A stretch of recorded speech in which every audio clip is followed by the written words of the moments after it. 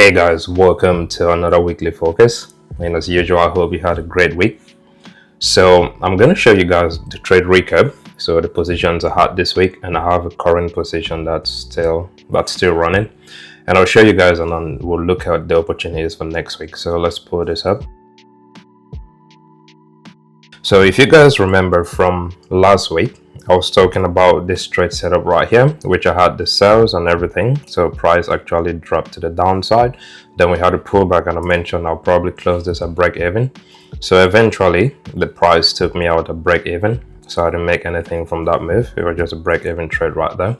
So after that, I had a sell limit order, and you can look at this. I went in with a sell limit order right here, and from last week's market focus thing, I was talking about the inability for prices to move to the upside. So you're looking at this impulsive move, then you're waiting for price to show you this inability to move to the upside. So I started looking at we'll make this bigger, and I was looking at the highs. So you had this impulsive move, high, pullback, price made another high. But if you looked at it, yeah, you see how price is making the highs, and it's not as impulsive as this initial move. So that was the reason why I had to go in with a sell limit order here. And there's a certain price thing I was looking at that point. There's a price I was expecting, and that's why I used just the same candlestick color, like everything is blue, because I'm not looking at the red or the green candle. There's certain prices I'm looking at. So my sell limit order was right there, and let's bring this out. So what eventually happened, so I got tagged in. So I don't use pending orders a lot, but if I'm, let's say, a little bit busy, or let's say I look at price and I anticipate it's gonna get to the price thing when I'm not around my chart, then I'm just going to use a pending order thing. So I had the pending order, I got filled, so that was my entry right there. And the intention with this one again was just to see prices coming back to an area like this. Now if you remember, we had this trend line thing right here. So everything I was looking at this point was this interaction around the trend line and anticipating the pullback to the downside, let's say a push to the downside, and then maybe a rejection from the buyers and you see prices going up, or a slight rejection from the buyers and then sellers taking prices to the downside. So I had my interest set on everything. Now this played out a little bit. So we had the sales coming in from that price thing. We had the sales coming in. I'll zoom this a little bit. So you could see we got tapped in, pending order field. We had the sales coming in, but we didn't get to this point. Now it was difficult again to manage this, because once you had this reversal thing, once price started reversing, there is nothing I could do at this point because I was slipping. So I only woke up and then price had taken me out. Now the only point I was expecting to, let's say, do a break even was around an area like this, because I still had the possibility to hold this a little bit longer and see prices moving again to the downside. So that was the point where I was expecting the break even thing. So I set my break even at this point, but price didn't get there, and then we had a reversal thing. So this took me out, and that was a loss right there. I reanalyzed the pair again, and I went in with the market execution at this time. So here's now on the 4-hour time frame. So initial sell was right here, price dropped to the downside. I wasn't able to capitalize on this move, and later on you could still see price taking out this highs, inability, price taking out this highs, inability, price taking out this highs, and up until this point you see this massive rejection thing, like multiple rejections at that point. And again, I just got in at this point right here, and again the intention was just to see prices coming back to the downside. So with this one, I still have this position running, and once we do the market focus thing, I'll show you guys this position, and I'll show you how I intend to manage it. And let's say if I intend to hold this a little bit longer, what are the price points I'm looking at? So I'll show you guys everything. But before we look at gold, let's do a proper breakdown and look at the other pairs first, like the DXY. Alright guys, so here's the DXY on the weekly time frame, and the same structure we've been looking at. I think from last week and previous weeks, we've just been looking at the same thing. Now it's been an impulsive move, and then followed by the correction and impulse, inability to take out the highs, followed by another corrective move to the downside. Now if you look at this correction, it came in, let's say, from January 25th. So from January 25th, we've been taking prices to the downside, making lower lows and lower highs. Up until this point right here, we tapped into this channel thing, the lower part of the channel. So you have this down channel and then you have this up channel thing. So price currently is at the decision point for me. I call it like the pivot point, because if you look at this piece right here, so you're looking at this point right here, you have price coming to the downside, the lower part of the channel thing. That's one factor. You look at this trend line moving to the upside, that's another factor. And if you remember, looking at it like the previous price action, price has been reacting on this trend line. So that's a trend line thing, that's even from the monthly time frame. So once you see prices around an area like this, you should already anticipate reaction from the buyers. So on lower time frames, we've already taken out this piece right here. On lower time frames, we've taken out this counter trend line thing. So we should expect prices again to move to the upside. Now, it's going to be difficult for us to see, let's say, a single candle just taking prices to this area, because it's taken us almost 6 months of prices to drop to the downside.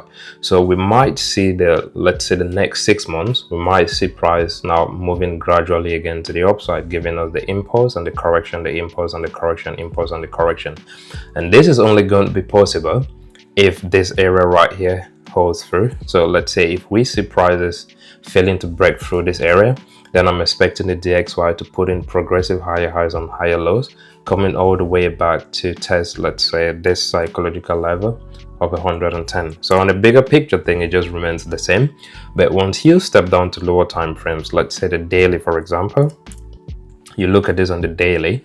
Now, the movement thing from January coming down, so let's say the past 6 months, yeah, you've seen price making lower lows and lower highs, lower lows and lower highs, lower lows and lower highs. There was a pullback right here, inability of prices to make lower lows. So once you see something like this, there's two ways you can read this. First is just an inability of prices to make lower lows, and another way I'll probably read this is just a break of this trend line. So I use trend lines and I use psychological levels like the basis for all my analysis.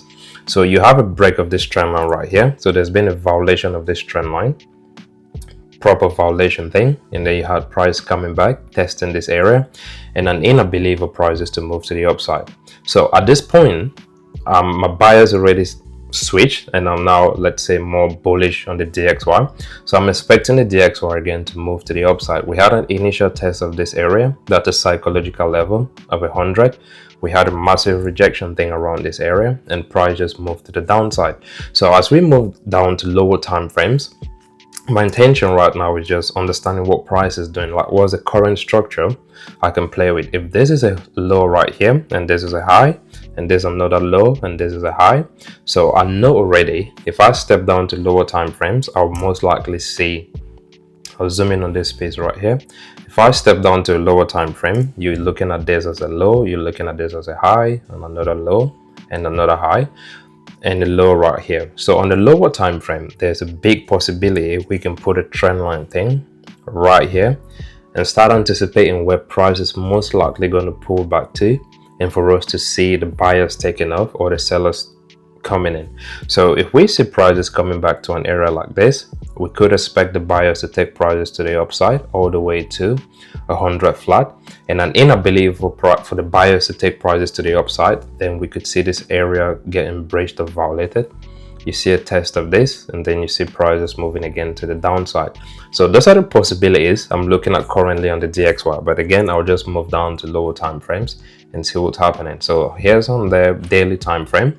So on the daily time frame thing, what makes lots of sense to me is the break or the violation of this trend line, and as price starts moving to the upside, now I can step down to the 8-hour time frame and see if there's any other structure that makes sense. So on the 8-hour time frame again, now I zoom in, let's say, to this minor structure right here. So you could see price coming down, giving you lower lows and lower highs. Same thing, you get this break to the upside, price coming back, testing this trend line thing. So it's just a simple break on retest, and you start seeing prices moving to the upside.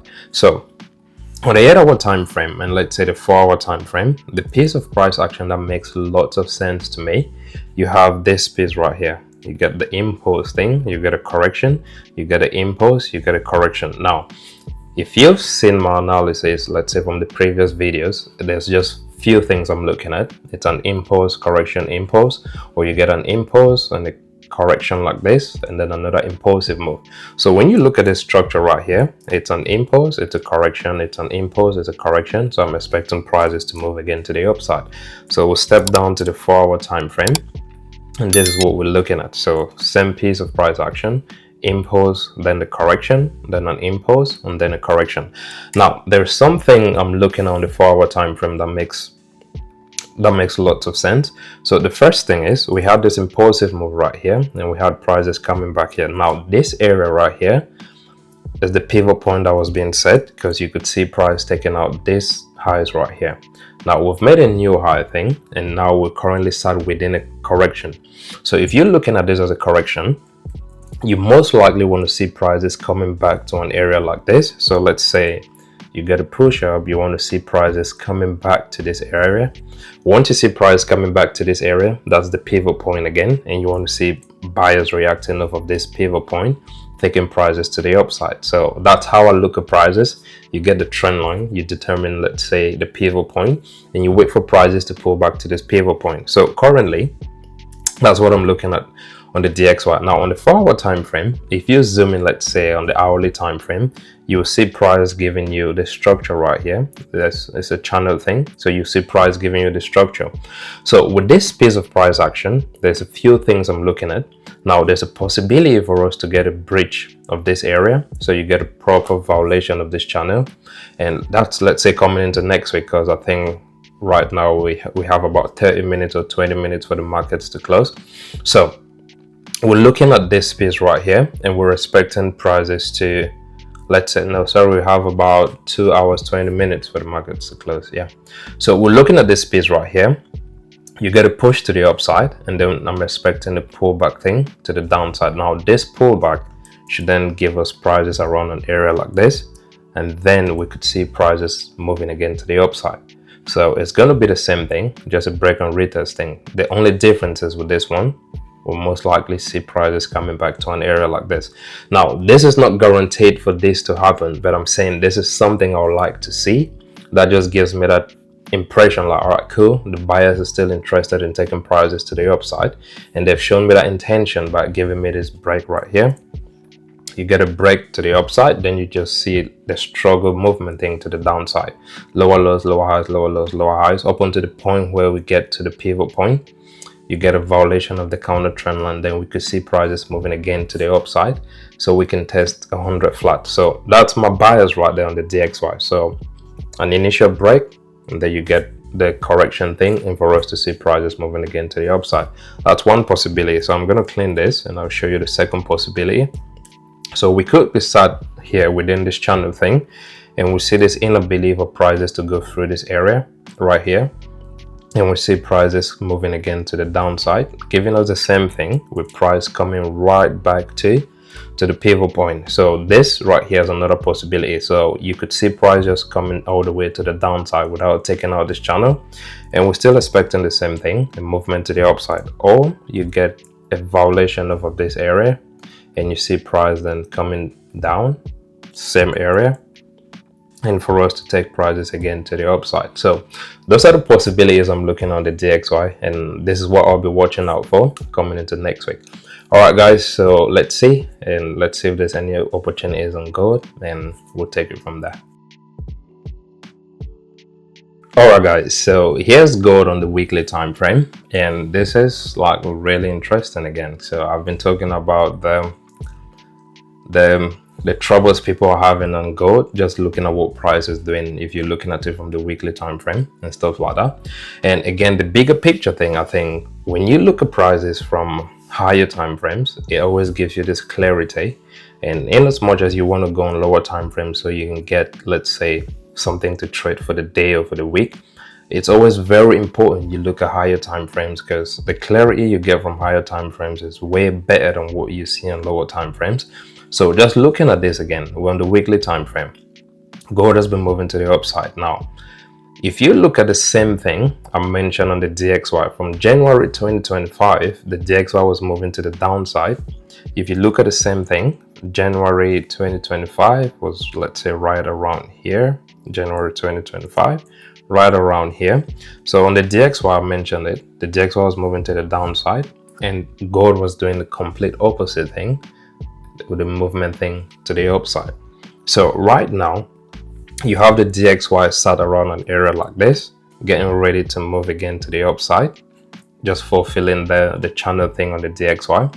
And at the same time, gold is struggling to make new highs around an area like this. So what this tells me is, if we get the impulsive move on the DXY taking prices to the upside, we could see gold actually taking out these areas right here, testing these areas out, and that inability for gold to move to the upside. Once you get this inability, then you see a reversal thing coming to the downside. Now, there's no guarantee price is eventually going to break out of this area, but we could see some sales coming in. So again, I just wanted to throw that out there. But let's look at this again. Weekly time frame. What's happening on the weekly time frame? Where is price at, and where is price most likely going to gravitate to? You do the simple thing just using your trend lines. Price is giving you this movement thing to the upside. If gold respects the structure, again, you should expect prices at some point to come back to this trend line, because the reason you're expecting prices to come back here is because once a pivot point is set, price tends to navigate towards a pivot point, and then it looks for the price thing. It's like a magnet thing. It looks for the price around that area. Once it taps into it, and then it's taken off. So you have the same thing right here. You have a pivot point. So I'm still expecting prices to come back to this area, and it's very important you look at this from the bigger time frame thing. So let's say you're looking at it from the weekly time frame. Once you have this game plan on the weekly time frame, whatsoever thing is happening on lower time frames, you can already anticipate once we get a break or a breach of this area. So this piece right here, so you have these highs right here. Once we take out these highs, I'm not expecting an impulsive break of these highs. We could see price coming in, taking this out, then you get a pullback to an area like this for us to see prices moving to the upside.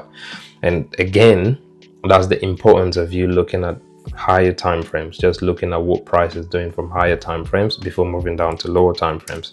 So that's my take right there on the weekly time frame. I know at some point, yeah, we're still expecting prices to come back to this area and for us to move to the upside, but currently we need to step down to lower time frames and see what's happening within this consolidation. So I've seen lots of people finding it very difficult to trade within consolidations.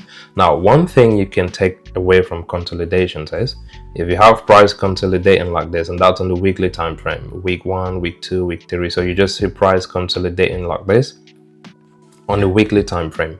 Trust me, yeah, if you step down to lower time frames, each move within the consolidation thing is a wave. It's like a trend on its own. It's an impulsive trend with higher highs, higher lows, and within that, if you step down again to lower time frames, you still see trends within this overall picture thing. So personally, I think you can capitalize on this consolidation that's happening here. So let's take this out. I'll just zoom in a little bit and show you guys what I'm looking at currently on gold. So we had an impulsive move. We had this impulse right here. There was an inability for prices to take out this area. We had a pullback right here. That was a correction I was looking at. So once we had this correction, I was expecting this to then take out these highs, just as what price was doing before. You get a push to the upside, you get a correction, you get an impulse. So that's what I was expecting right there. Now we had an inability for prices to make new highs, and we had a push to the downside. So again, price is showing you what it really wants to do. So you look at this low right here, and there was another low created right here. We had another push again to the upside, still inability for prices to make new highs, making another low. And if you look at it, the lows are getting subsequently higher as you move with more price action. Now, my take, just looking at this on the weekly time frame, gold has its certain price with, let's say, we're trying to take out. So if you look at this piece right here, the highs right here, that's the intention. We're trying to take out these highs right here, and once we take out these highs, then you could expect a reversal thing to come in. So that's my whole plan, like that's the whole game plan for me. The overall structure thing is for us to take out these highs right here. So this piece right here is what I'm looking at, around 3,500. That's where we're most likely taking gold all the way to, and then we're expecting a reversal off of this area.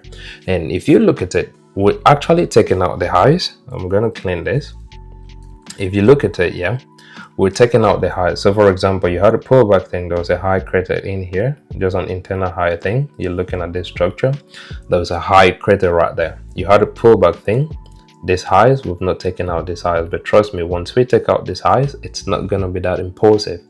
We'll probably take out the highs, it's going to give you a shallow break again to the upside. And once you start looking at this, you can connect your channel thing, and it's going to tell you where price is most likely going to reject from, which is around an area like this right here. And at the same time, this coincides with us taking out this piece right here. And at the same time, if you're playing off of channels, then you're expecting prices to drop off of this area. So that's the game plan thing, just looking at it from a bigger picture.